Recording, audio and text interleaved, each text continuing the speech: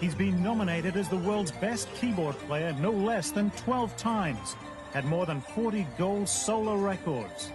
His autobiography was a bestseller, and he's packed out stadiums all over the world. It seemed like right from the beginning, Rick Wakeman was bound for success. Rick was born to working-class parents in London, England. His father was a deacon in a local Baptist church, so Christianity had a strong influence in Rick's life. In fact, he says that as a child, Sunday was his favorite day of the week. When he began piano lessons at age 6, his teacher immediately recognized his tremendous gift. And she entered me for these competitions. And she was a wonderful teacher. And I won the first one I went in for. I couldn't believe it. Absolutely fantastic. Then I won the next one, and I just kept on winning these, and I thought it was wonderful. At age 21, Rick was offered scholarships at 5 music colleges. He chose the most prestigious one, London's Royal College of Music. It was during this time, though, that Rick faced a dilemma. I'm there feeling, like quite proud with, peers like Yehudi Menuhin around me, and heaven knows, who else, Malcolm Sargent, all these wonderful conductors and people.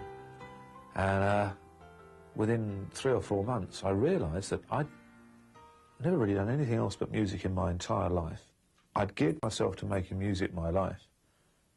And yet, I was going to leave the college not knowing what on earth I was going to do. And it was very difficult because I'd started to do a few sessions and work with people like David Bowie and Mark Bolan of T-Rex and some very top producers, Tony Visconti and Gus Dudgeon. And I felt that there was a career in that direction.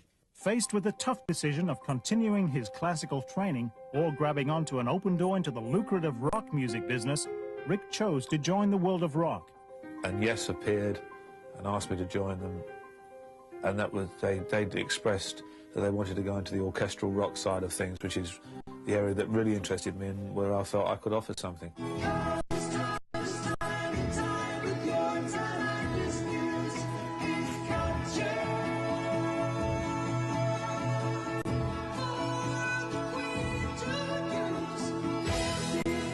Yes were so successful that they're considered one of the mega groups of the 70s, and their success still continues today.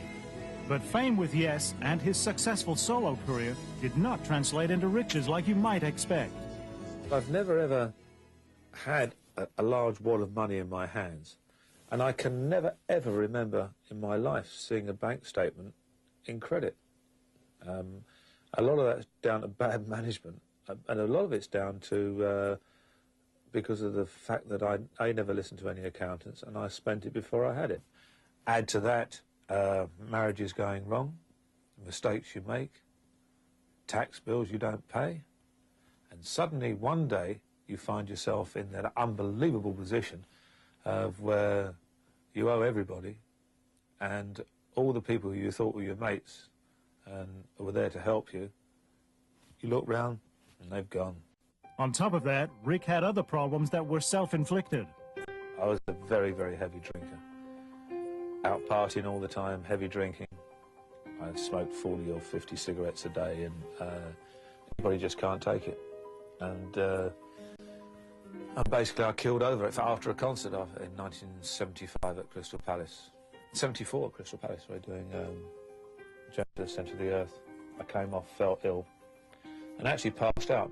Rick had had a heart attack. He was only 25 years old.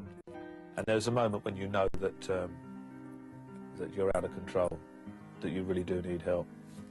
And they came and carted me off to hospital, where I stayed for, I can't remember the exact, about 8 weeks I was there for. And then they said to me that they felt that I should retire, and that I shouldn't work anymore and do anything. It's the only time you sort of sit down and take stock of yourself.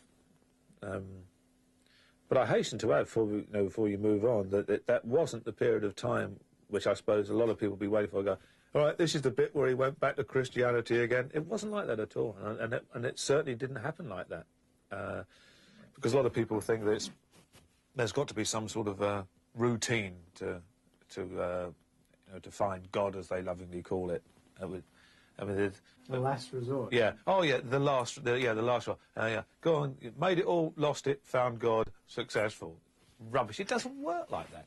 Rick's fast-paced lifestyle was taking its toll. He'd been through 2 failed marriages and seen almost total financial disaster.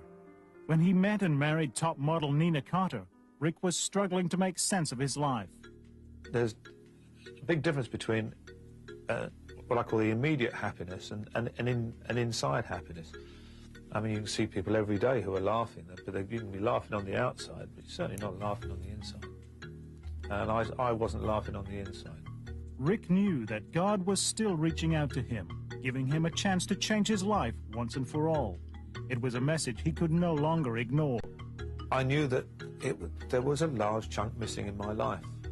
And I did actually speak to him. I was sitting in a hotel room in Australia, I said, okay, all right. I know you're right. You know, it was a little bit more dramatic than that. And I basically said, look, I know you're right. You've had no sort of puns intended, but the patience of Job to sort of that with me, and you're right. So, come back, please, and help me. Forgive me for all of the things that I've done. And I can't tell you that my human life changed from that moment on, as my problems didn't go away, but I had him there to help me. I had somebody there, which I hadn't got before. But one thing's for sure, from that time on, Rick's life has been one of definite purpose and direction. His relationship with God is a motivating factor in everything he does, including his music.